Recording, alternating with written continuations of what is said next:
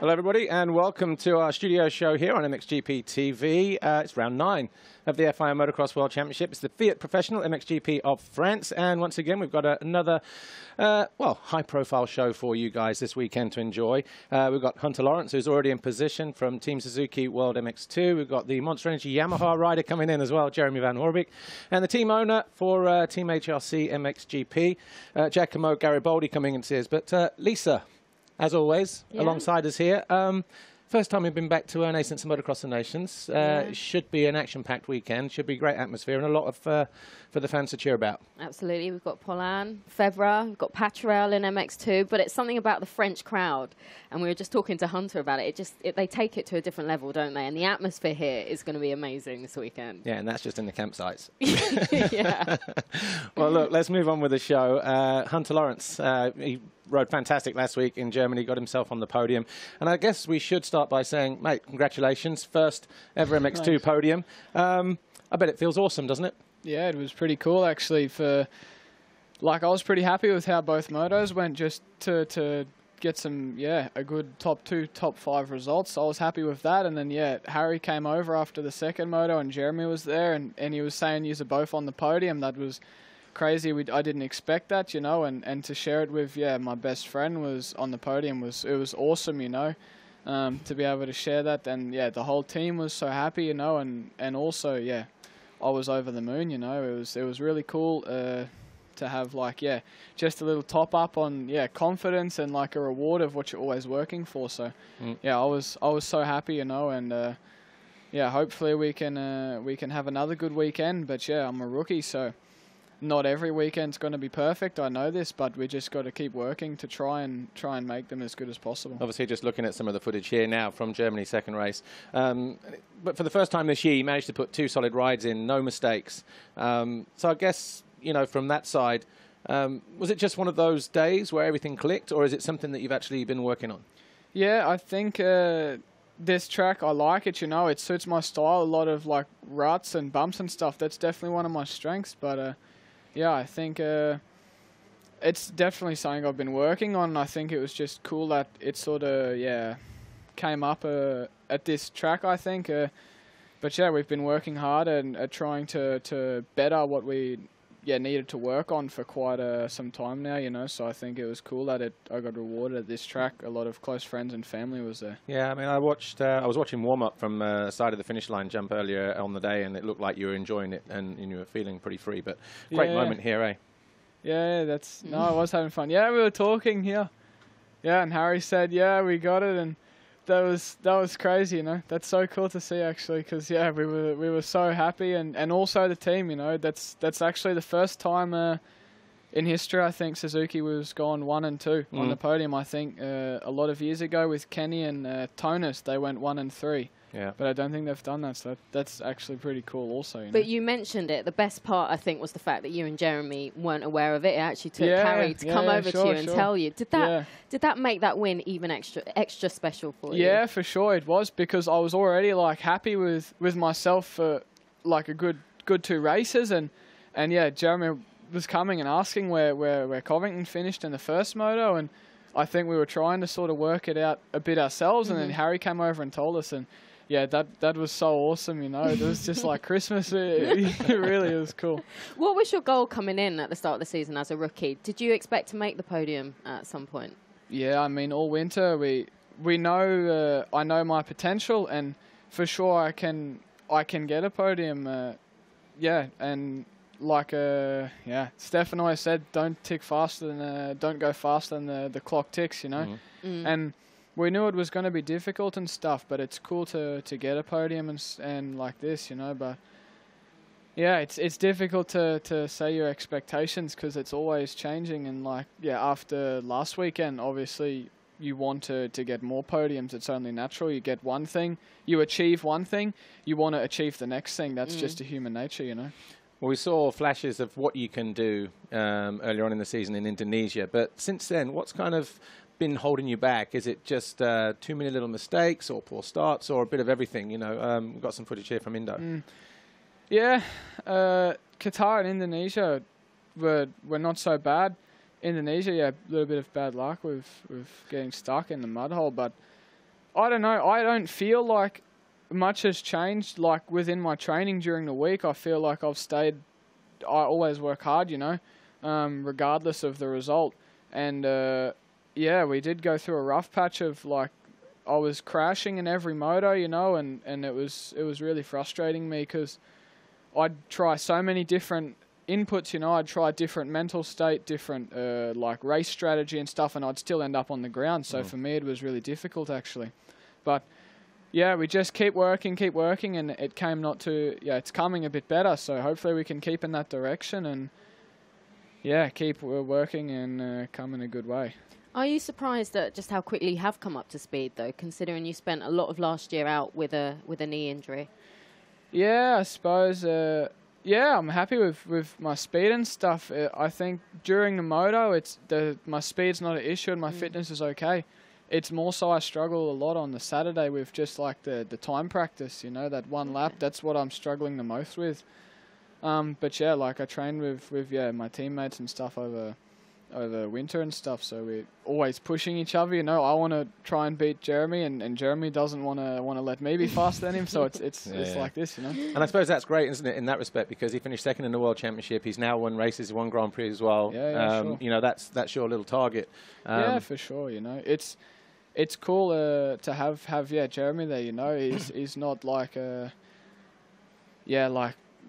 after the second moto when I beat him or something. Like some guys maybe, oh, he's beat me now. Okay, we're not gonna keep that good friendship. You know, like some are like this, and you know we're happy for each other when we do well, and it's good to train with him also because he can say, yeah, you're faster than me in this section, but here you can be better because I pull away here, and we work to help each other out, you know. At the end of the day, we always try to help each other out. Well, that's something that comes across as well. It seems like there's a really good atmosphere in the team, not just with the MX2 guys, but also the little guy, AJ.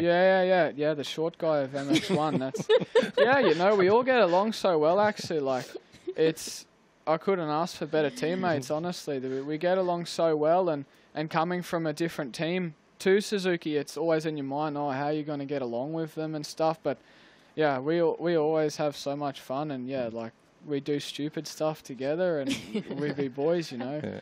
But yeah, it's an awesome team, also with the mechanics and everyone. It's cool. That tickled you, didn't it, Lisa, the little guy? Yeah, I know, because every time I stand next to him, I feel so inferior. Well, when Lisa does pre-grids with him, she's on a step ladder. She is on a step ladder.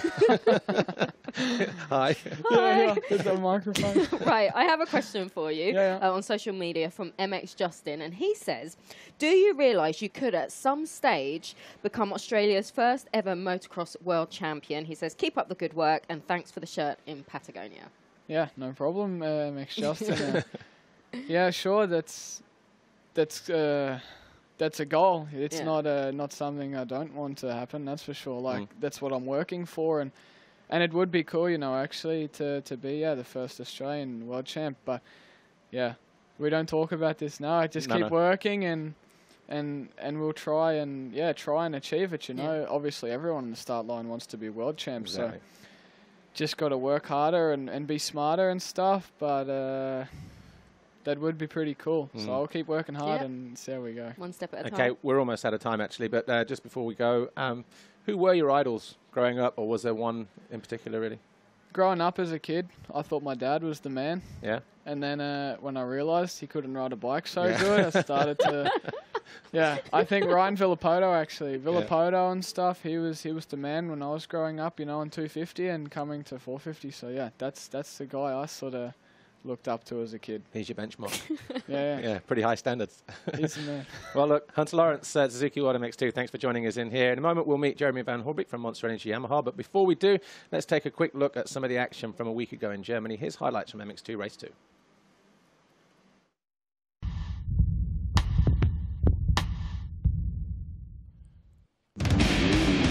MX2 Race 2, once again, Paul Jonas held a nice tight line to grab Fox Holshot, number 6 for the season. Behind him, Benoit Paturel, Thomas Covington, Thomas Kjær-Olsen, Katie Chervelin, and once again, Hunter Lawrence as Zero got into the back of Prado. Lost a few positions on the opening lap and would have to do it all over again. He was down in 8th. Chervelin was well placed, but soon found himself wanting as the number 19. Thomas Kjær Olsen charged through. Jonas was at the head of the field once more. Siewert put on a charge, just like he did in race 1. He made that pass on Chervelin to get himself up into 7th place.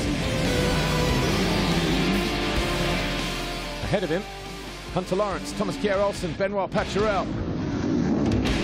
Then the Dane fell, handing an advantage to everybody else. Covington was in 2nd at this stage of the race and closing in on the number 41, Pauls Jonas. And around the halfway stage, the American was through. A neat move out of turn 2 put the American up front on lap 8. Jonas was struggling in the hard, slick conditions in the second half of the race. Didn't look comfortable, didn't feel comfortable. Benoit Paturel all of a sudden found his Kenmeier Yamaha in 2nd. A mistake coming out of the final turn allowed Hunter Lawrence past the Latvian to get himself into 3rd for Suzuki World MX2. And it wasn't long before Siewert got himself onto the rear wheel of the KTM rider as well. With a handful of laps to go, he ran alongside the 41 and then had the commanding line around the outside and inside in the next couple of corners to get himself into 4th. Covington led, Benoit Paturel 2nd, Hunter Lawrence and Jeremy Siewert were 3rd and 4th, but it was a win for Covington in race 2. Paturel was 2nd, Lawrence, Siewert and Jonas top 5, but the overall belonged to Siewert with Lawrence 2nd, his first ever podium in MX2, and Jonas was 3rd, but it was a great day for Suzuki, 1st and 2nd overall here in Germany.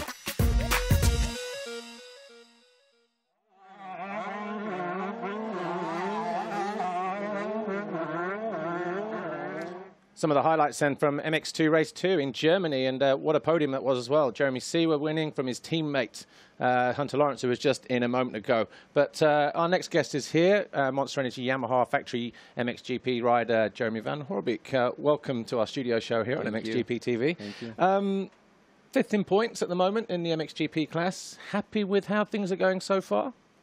Oh yeah, you know, till 2 weeks ago I was really happy, you know, but then it's been 2 weeks now. I kind of make a big mistake in the second moto, which cost me a lot of points. You know, 14 and 15 last weekend, so it's not the way you wanna do it. But I guess I don't have any explanation for it. I know I've been really sick after Mexico with my stomach problem. Still in Valkenswaard I had it. Then I hurt my back in Latvia on Saturday. Overjumped the jump, and I guess those things, you know, didn't made it really helpful because the riding in the week was almost nothing. Yeah. Like, so yeah.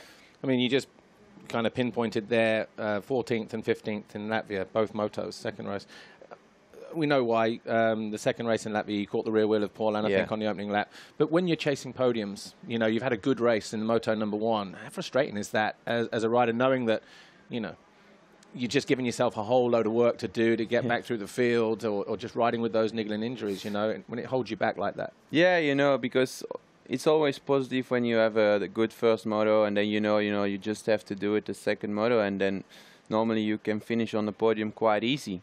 But, you know, if you start first lap by going down and then going down again, it's not helping you, and it's a lot of effort and work, you know, for only 5 points, you know. So it's kind of frustrating, but it's still a long season, so I'm not worried. This week I had a really good week, so yeah, I'm looking forward for the next coming races. Good. But it's not all doom and gloom, though. 2nd overall in Patagonia, 3rd in Valkenswaard. So you're showing that you still have, well, you're still capable of running up front, getting those wins as well. Yeah, you know, I'm really consistent. You know, that's a good thing. But as a rider, you want to win, and I always try to win. But with this class, it's really not easy. You have to be on your A game all the time, and any mistake is like, you know, you cannot make mistakes. So, but yeah, it's 2 times on the podium already, and yeah, we are 5th in the championship. Still a long way So, you know, never give up.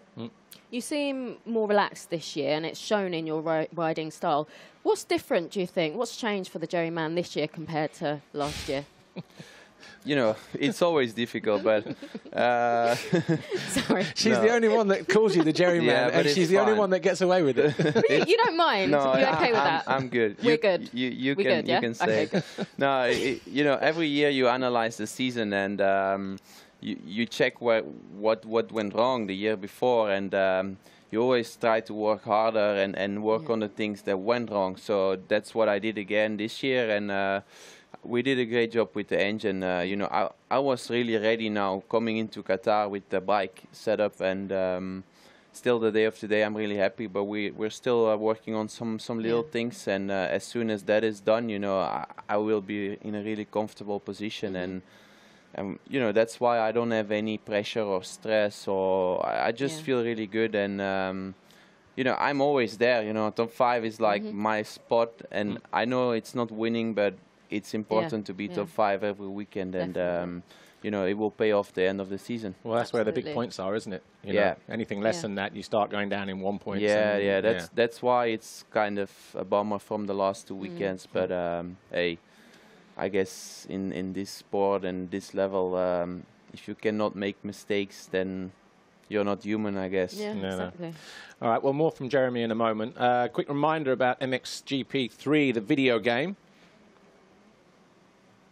Don't forget, MXGP 3, the official motocross video game from Milestone, drops Tuesday next week, May the 30th. So the wait is almost over for you guys. For our fans in the USA, it'll be available in 3 weeks' time on June the 20th. So if obviously you like the first two, I'm sure you'll like this one as well. For more information, go to mxgp.com. And also last week, we had a competition where MXGP and Rockstar Energy Husqvarna's Gauthier Paulin celebrated the return to Ernée with a like and share competition where the lucky winner had the chance to win 3 paddock passes for this weekend's FIAT Professional MXGP of France, and the lucky winner, Vincent Poteau. So hopefully he's here and enjoying his weekend. Remember, guys, with our competitions, you have to be in it to win it. So all the best for those guys, and hope they enjoy the weekend. Right, so last week, Jeremy, Germany should have been on the podium. Problem in the second race there. But it looked like, you know, not for the first time in a while, but you looked like you really wanted it. You looked good on the track. You were smooth, you were fluent. So the mistake in the second race, was that more because you were just trying too hard, because you knew the podium was right there? Yeah, you know, our first moto, I was like really comfortable in 5th, you know, and it's just frustrating that, like, I was so easy in that position that I spoke with Michele after the race, and we had like something like, we have to push harder the first 10 minutes just to be away from that group, because after it's really difficult to make the difference. So I tried kind of the first 10 minutes to push harder, but maybe it was just not in my comfort zone, and that's why I made the mistake, I guess. And also I was not riding so much because of the back problem and stuff. So I think all those things made that mistake, you know. But if you never try, you never win. So I tried, and it was just too much, I guess. I was just maybe too much over my game. Okay. You say if you can get a good start, you can challenge for that win.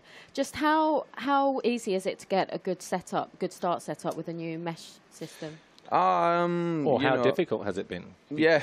Because are you gearing the bike, are you setting the bike up for the start on the mesh, which is the bike length? Yeah. Or are you setting it up for the track and having to sacrifice a little bit? That's why, you know, you have to choose, and you have to find the golden midway, you know. You have to have a good bike on the track also for the start, and we have a really good pace, a bit better on the track than on the gate, but that's what we are working for. Like now, lately I'm starting top 5, and that's already really good for me, because, you know, in the past we had more problems with it, but we're looking for top 3 starts, and the guys are busy with it. I'm really happy how things are going, and I feel comfortable the way it's working, and also with the start, and so just have to be a little patient, I guess. Absolutely. Well, we have a question for you on social media from MX Justin. He's been busy this week. He has been busy. He says, what would you change to gain confidence and improve your results this season? Oh, it's a difficult one, you know. I feel really comfortable and really, really good. So the only thing is, I guess, maybe I still have to search more the limits on practice, you know, on training in the week to get more comfortable in more difficult situation on the race, you know, because sometimes maybe I'm just too smooth on training and it makes it a little bit more tough on the weekend. So I think that's the only thing I have to do, you know, just to maybe push a little harder in the weekends, in the week. Okay. But we are not even halfway yet. Not yet. I know, that's why. So I'm really comfortable how it is. Fifth is fine by me now. But you know, I throw already some cards away, and now it's just time to be consistent again and don't make any mistakes. And then I think top 3 at the end of the year is a great goal. And still the world title is there, so it's not far away. Anything can happen, so I'm not worried at all. Well, put it this way, you're less than 100 points behind the leader, and Jeffrey, we saw, lost it when he had 140 points, yes, you know, so on more than one occasion. It's never done. Exactly. It's never done before it's over. Okay. So well, look, Jeremy Man. Jerry Man. Thanks, Jerry Man. Thanks for joining us here. No worries. And all the best for this weekend and the rest of the season. Thank you. Right, I'm told our final guest is here ready to come in, but before we meet Giacomo Garibaldi, let's see what happened last week at the MXGP of Germany. Highlights from MXGP Race 2.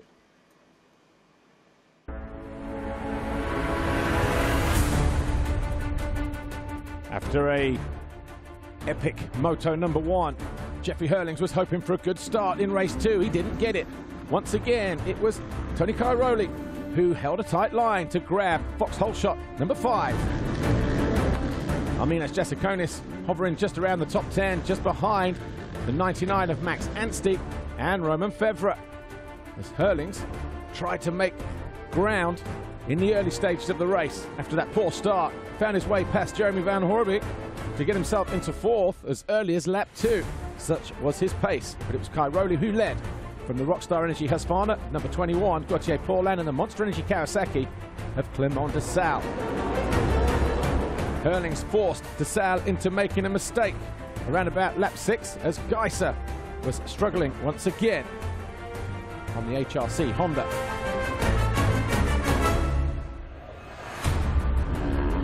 The mistake came from de Salle on lap 7. And that was Hurlings up to 3rd. He then took 2 laps to get himself onto the rear wheel of Paulin, as Van Horebeek fell from 5th. Would eventually come back in 15th. A short landing for Paulin allowed Hurlings up the inside to take 2nd. And we thought there'd be a showdown finish between him and Cairoli, but Cairoli was too far gone at the head of the field. Max Anstey and Glenn Koldenoff put on a show for the fans, as well as they fought over 5th place. In the end, it was a mistake from Koldenoff, who jumped out the side of the track, almost took Anstey with him. But in the end, Anstey hung on for 5th until about 5 laps to go, when Fevre charged down the inside of the Brit to take a top 5 place. Much needed for the Frenchman. Anstey rode a good solid ride to come home 6th. His teammate, Max Nagel, came home in 8th place, just behind the 259 of Glenn Koldenoff. In the closing stages, Jeffrey Hurlings came under attack from Gauthier Paulin in a battle for 2nd place. But it was Cairoli who was victorious in moto #2. He celebrated with a knack-knack. Hurlings was 2nd, Paulin 3rd, de Salle and Fevre your top 5. The overall belonged to Cairoli, with Hurlings 2nd and Paulin 3rd, mirroring that result from race 2. And Cairoli 44 points clear of Tim Geiser as we head to France. Ernée, round 9. It was a very productive weekend for the Red Bull KTMs. 1 and 2 this weekend in Germany, with Paulin 3rd. And for Tony Cairoli, that was career victory #80 in all classes and win #3 for the season. Can he do it again in France?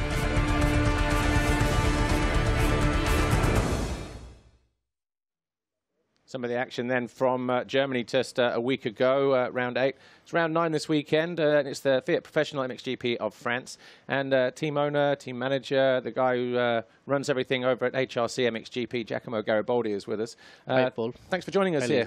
Almost at the halfway stage. But In terms of the championship in MXGP at the moment, obviously there's no denying it's been quite a rough couple of weekends, a couple of Grand Prix for you guys, hasn't it? First of all, how's Evgeny after his crash last week? What's the latest? Yeah, he's recovering. He had a surgery immediately on the same day when he crashed in Germany. So now he's doing well. He's quiet at home, and he'll be ready hopefully for Russia next GP. Was it a complicated? It was a broken collarbone. Yeah, wasn't in it? 3 pieces he broke his collarbone. So he had some screws, which is faster for the recovery, and no, normally should be okay for Russia. It's a shame, isn't it? Because he was really looking strong this year, and a good backup rider to Tim. But what about Tim? How is he after his crash last week in Germany as well? Because we've had all your guys on this year. We've had Evgeny on in Mexico. We had Tim on in Qatar. We spoke to Roger just 2 rounds ago. Right. But it seems like a lot has changed since then. So how's Tim after his crash in Germany? Yeah, he was very sore when he arrived in Germany on Friday. And despite of this, on the Saturday, you've seen that in the qualifying he finished second. He was leading the race on the Saturday, the qualifying race, and he crashed again. So that was really what we didn't want to see from him, because he had to stay on 2 wheels for the weekend. Sure. But unfortunately crashed, and quite badly. So normally I would say another rider would have not raced on the Sunday. But we know Tim is a very strong kid, and they wanted really bad be on the motor, on the bike, and takes as many points as he can. What was the reason for the crash? Was it just a rider error? He just miscalculated the jump? He said that he didn't see Ruth after the landing, after the scrub. So just I think it was a mistake from his side, and that's it. It's a shame because the season started off so positively. We saw Tim take the red plate in Patagonia. We've also seen Tim and Bobby take a couple 1-2 finishes. Yeah. So from that side, it must be quite a positive feeling for the team. Yeah, at the beginning everything went really well with both of them until I would say Arco, and then we have experienced some bad times, especially with Tim in Valkes in the last 3 GPs, in fact, but. That's something we already saw last year from Tim. There is a part of the season where he loses a little bit of the focus and he makes mistakes, and then he gets back on the track. And so this is what we are hoping now, to have 1 weekend off and regrouping for Russia and start again a positive, positive trend, because when he's well in his mind and physically fit like he is, I don't think he can. I think he can go on the same results like Argentina and Mexico. So we just need to see him fit and quiet and relaxed. I mean, you mentioned it a bit earlier. Tim really has had a tough time of it in the past couple of races. How did you see what happened in Latvia with Jose Butron, and how much did that impact what happened in the second race? Yeah, maybe not many knows about the fact that he arrived on Friday with a sore hand. And because he crashed in training at home on the Thursday. So what we didn't need was that another crash in the first race, because the approach at the GP was a little bit difficult on the mental side for him, because when you arrive with a small injury, you don't feel really comfortable. Yeah. So, but we treated the hand and everything, so it was okay for the race. And then he had the crash with Butron, so he was very sore on his leg. So he started the second race being really sore there, and he had another crash. So really 3 consecutive events, which really made that such a bad weekend. Yeah, and just really quick, because we're almost out of time, but it's strange, isn't it, how things quickly can change in sport, because MX2 world champion when nobody expected it, MXGP champion, he came in his rookie season, started off positively this year, and all of a sudden, just like say 2-3 weekends, and it's gone 180, and he's now chasing. Probably not a position he's been in before. So how does he enter the second half of the season? I think now he wants to show that he can be back on the top. He said to us that He want to be there again immediately, so regain his place. I think it's still very long, the championship, so we have 11 GPs to go, so everybody can make a mistake. And he has to focus on his season and on his results, and then don't look at the championship. And I think if he can start again, you know, on a positive way, the next GPs, okay, maybe this GP will be still a little bit difficult for him because he's still a little bit sore. But let's say if he can get regroup and get some good results, he still can be the champion this year. We all believe, and he still believes it. Okay. Well, look, we are. Of course, Cairoli this year is really strong. Very strong. He has a lot of experience, so to expect a mistake from his side, it's very difficult. But you know, everybody can make a mistake, and of course, we have to focus on him and on his results, and at the end, we'll see. Yeah. It's exciting. That's why we're here. Very exciting. That's why we love it. Especially because Erlings is back at his speed, so that's good for the sport. Yeah, the second half of the season is going to be very interesting, isn't it? Well, we can't wait. I'm sure you can't either, but hopefully your guys turn things around soon. Yeah, right, absolutely. we are out of time here. So thank you to Giacomo, to Jeremy, and also to Hunter Lawrence. But catch all the action for the qualifying races here today. Next time we'll see you, we'll be in Russia in 2 weeks' time. Thanks for watching. We'll see you then. Bye for now.